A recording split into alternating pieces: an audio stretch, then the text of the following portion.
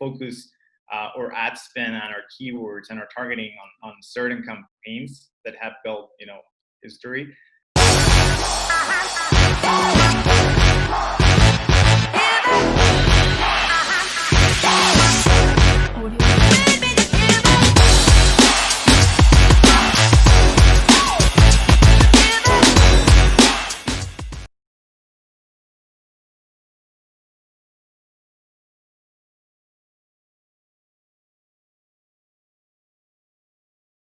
Welcome, everyone, to another episode of Think Outside the Buy Box, where we bring in experts from Amazon communities all over the world to bring you knowledge that you may not have heard before. I'm your host, Saddam Hassan, and today we have Gabriel Caceros. Gabriel is an entrepreneur who built and sold his Amazon brand within 2.5 years. Currently, Gabriel is part of Better AMS team, helping businesses scale their Amazon advertising. Gabriel, thank you for joining us today. How are you doing? Doing great. Very excited to be here and share everything I can about Amazon and Amazon advertising. I'm really excited as well. Formerly, a few months ago, we had Destiny on my episode, and that turned out really well. Very informative for those of the people tuning in right now. Amazon is making a lot of changes. Obviously, this year has just been very different from other years. A roller coaster, right? And because of that, we're seeing a lot of restrictions from Amazon. There's a bottleneck from Amazon as well. And that is changing the strategy, the landscape for PPC for a lot of brands, right? So with the current restrictions, what do you suggest brands should do for their inventory planning when it comes to PPC? That's a great call out. Every brand has a different context in terms of how much they're able to ship in Amazon. So it depends on the context. If people have that capability of sending more inventory into Amazon, I would recommend they do before Amazon just locks everything down. Just because they know they can project or forecast how much volume they're going to move. So it's a lot easier to understand. How Amazon is going to, we don't know how Amazon is going to evolve in the next couple of weeks or months. We don't know if they are going to fix the bottleneck they have right now in terms of receiving FBA inbound shipments. So it's very important that if they have the opportunity now to just stock up and be ready to Q4 if necessary. On the other hand, we have partners that have transitioned from FBA to FBM. Just because they feel more secure that way and they feel they have more control over what's going on, because there have been cases where Amazon is not checking in shipments. So that's kind of scary. If you put all of your eggs in the same basket, maybe it's worth, separating the inventory into 50% FBA, 50% FBM, just so you make sure that not all of your inventory is going into FBA and they ended up checking it in 1 month or 1 month and a half. That's a good suggestion, because we've seen that shift. We've seen that paradigm shift. A lot of the brands now focusing more on FBM, but FBM comes with its own problems as well. Having a reliable third-party partner sometimes becomes a challenge, especially for brands that are more international and selling on the US marketplace. So when you have just FBA clients and that they're going to run out of stock, does that change your PPC strategy, your campaign strategy at all? That's a good question. Look, I believe that I am a believer of running out of stock like a champion. So what that means is, just if we have only 100 units left, and Amazon is seeing that our metrics are getting better in terms of conversion rate, click-through rate, I like to keep things as they are. Just because we're going to run out of stock with such good metrics, Amazon is going to give us some juice when we get back in stock. Now, this is not proven. This is just something we do, like as a trick or thing we consider a good practice. This works if you're going to be out of stock for a few days or a week. If you're going to go out of stock for like a month or 2 months, it probably doesn't make sense, and it's just better to just reduce your ad spend. Going forward into Q4, that is where things get interesting. Also, now we are probably going to be dealing with delayed Prime Day, how do brands get ready? What is your approach to getting them ready for their PPC strategy when it comes to Q4 and Prime Day? Well, first I would consider if our partners are going to have an FBA fulfilled ASIN and an FBM fulfilled ASIN, and I want to make sure I have both on uh, inside a campaign, just because probably they will play with the buy box, one SKU with another, and we want to focus our ad spend and our keywords and our targeting on certain campaigns that have built history. So I want to make sure first that I have both ASINs in, or the same ASIN with both SKUs, FBM and FBA. And besides that, this is one of I believe this is the second year we have sponsored display audience targeting, and we're going to have like a carousel of deals, Prime Day, Black Friday, Cyber Monday within a 60-day window. So it's very important that we consider sponsored display audience targeting, just because that will target shoppers that have seen or interacted with the product detail pages over the last few days, on both the organic side of things and the sponsor side of things. Right. So you're saying leverage the sponsored display audience targeting when it comes to these holiday season promos. Yeah, because there will be a lot of people, prior to Prime Day, there's like this ghost town where click-through rates go down, conversion rates go down, sales go kind of down, and you're like, oh well, let's wait for the Prime Day to kick in because it's not fun right now. But at the same time, there's a lot of people window shopping. People are just waiting on the deals, but they are surfing on your product detail pages. So I would be ready to just get sponsored display audience targeting rolling 2-3 days before Prime Day starts, just because people have been window shopping for a month or a few weeks before that happens. There also comes out a debate. There are two sides of the fences. One says Prime Day, try to push as many sales as possible. The other one, which are maybe the more smaller to mid-tier brands, they try to reduce their ad spend because there's no objective that they can achieve out of that. So do you think that's true? Do you think there can be multiple objectives when it comes to Prime Day or all these other promo days? Absolutely. As a seller, I've been on both sides. I've been on the side of just doing deals on all of my products and crossing fingers, and the outcome has been amazing because I've combined that with ads. So it's been huge in terms of sales. Not as much in profitability, because if you want to do, I don't know, a Prime Day deal and get the Prime Day deal badge, for example, the sky blue one, 20% off, right? But if you have a good margin and you do a good volume that day, it makes sense. And I've been on Prime deals where I spend a lot of money and maybe I don't get a huge return. What I found out was a good strategy was making sure we push on deals, like having batches like Prime Day deal.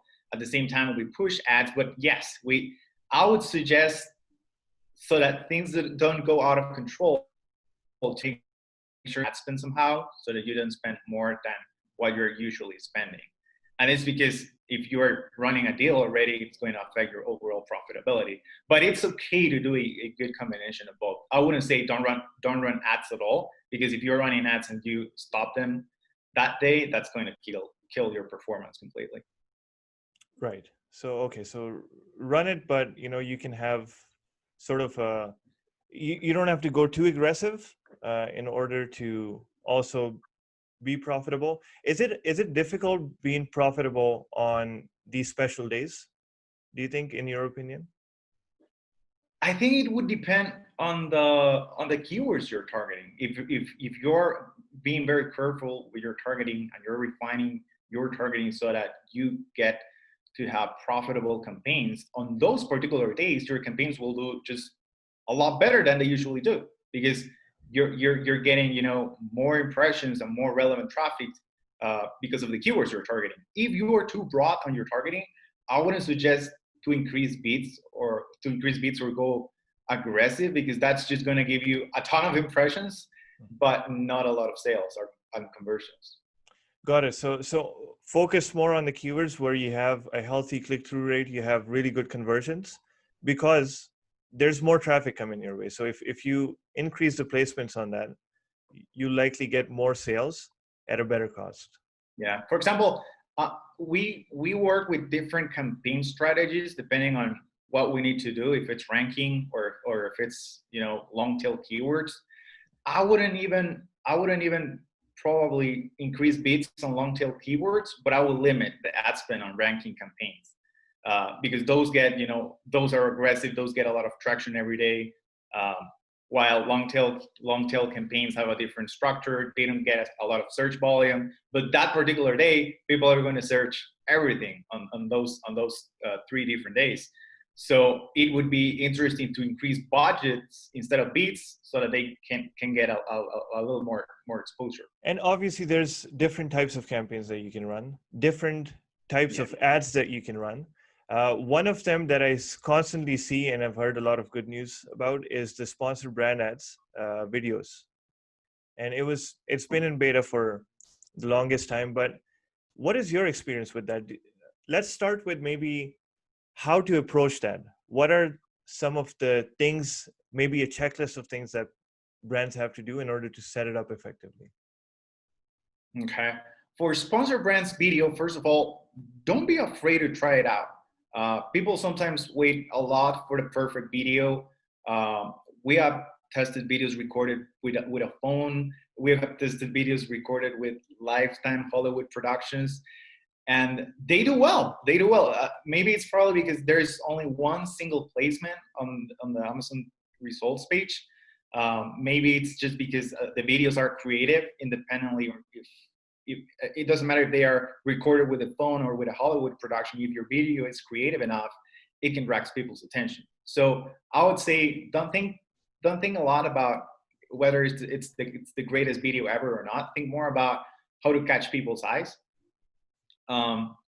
And we have seen great metrics with sponsored brands video compared to sponsored products in general. So I remember that for a webinar we had a couple of months ago, I pulled the data year to date of sponsored brands video on all of our accounts. And the average conversion rate was about 35%, and sponsored products is around 12 to 15%.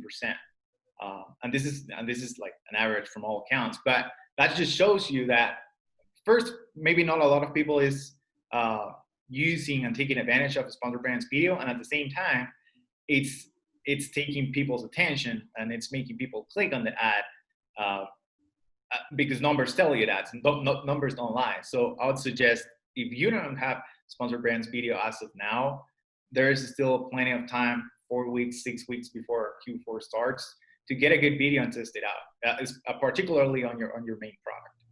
Once we have traffic coming from those sponsored brand ads or any of the other ads, now we're on the product page, and we have to make sure that it converts into a sale.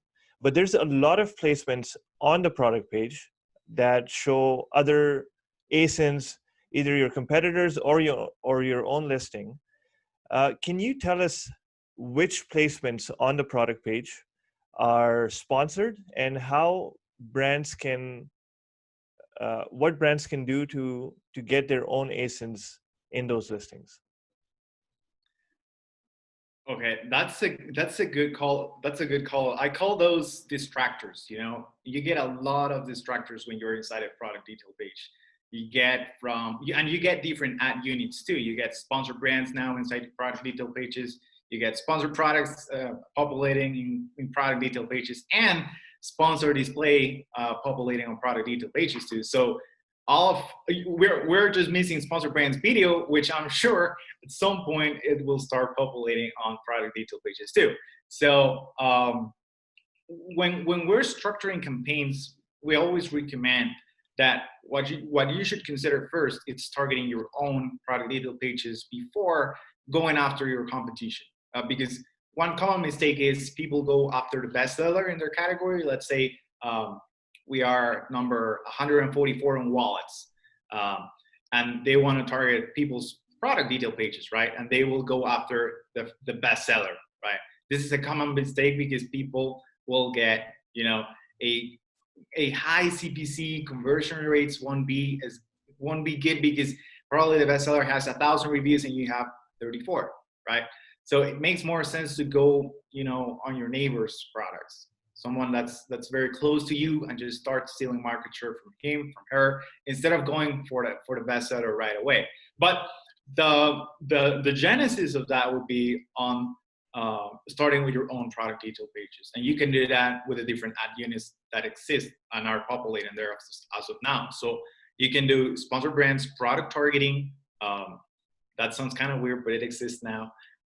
Sponsored brands are populating on product detail pages. You can do sponsor display that shows right below the buy box most of the times.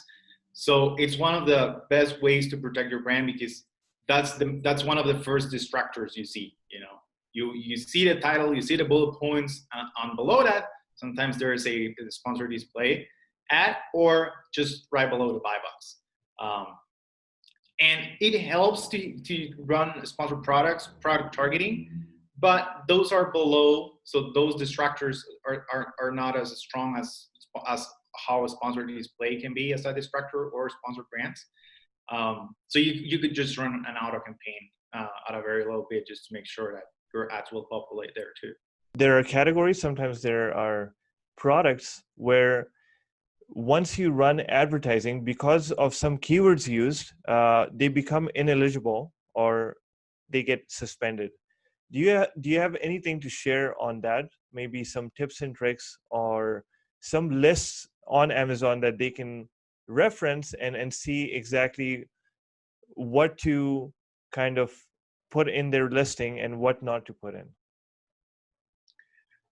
Oh, what to put or what not to put. I have had struggles with. I've been struggling with restricted products at some point, because they would normally be restricted for sponsored products, but not necessarily sponsored brands.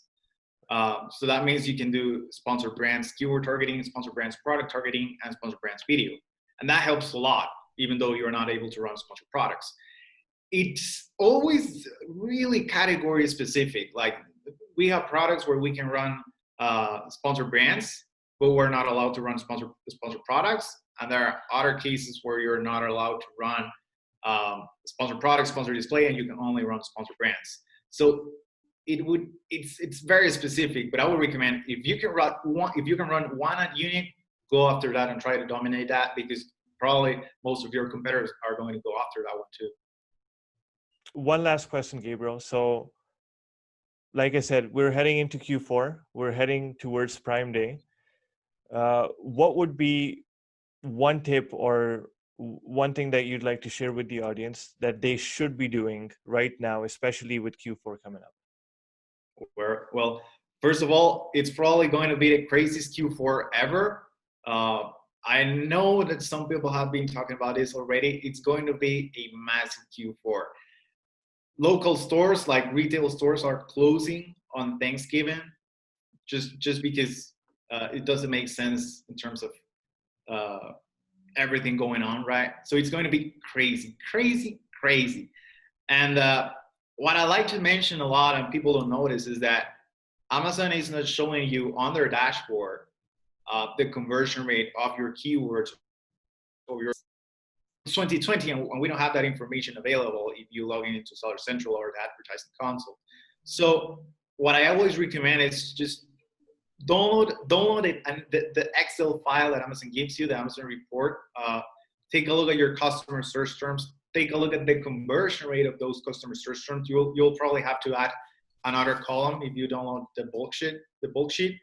But identify those search terms that have the highest and make sure you're dominating sponsored products, sponsored brands on those particular keywords, because that's probably where your Pareto is. The Pareto law of the 80-20. That's probably where 80% of your results are coming from, and you want to make sure you are capitalizing on that keyword or that group of keywords as much as possible.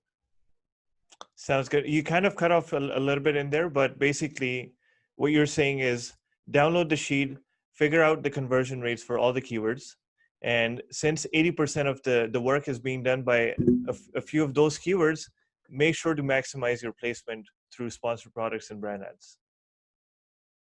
Correct. Perfect. Awesome. Well, thank you so much, Gabriel. This was very informative, and I hope the audience enjoys it too. If someone wants to get in touch with you, how do they do that? You guys can find me on LinkedIn or Facebook. And I think that's it. Sounds I'm good. on Instagram too, but I think LinkedIn and Facebook is a lot more familiar for everyone. Okay. And do they just search for Gabriel Caceros, or is it a special name that you have on LinkedIn? No. I'm Gabriel Caceros on social media. And if you're listening to this and you speak Spanish, you can find me on TikTok too. I'm sharing Amazon tips in Spanish on my TikTok. That's amazing. Oh man, I would like to get on the TikTok as well. I've seen some of the experts do it. How's the response on that though? Man, I get like probably 10,000 views on my LinkedIn as of now. Mm-hmm. But TikTok is giving me like 200,000 views a month. Wow. Yeah, and I only have like 2,000 followers, so you have to definitely try it out. That is amazing. Sounds good, Gabriel. So everyone, the links to Gabriel's LinkedIn, Facebook, and TikTok are going to be in the bio section. So please feel free to get in touch with him if you'd like. Thank you so much, and really enjoyed the episode.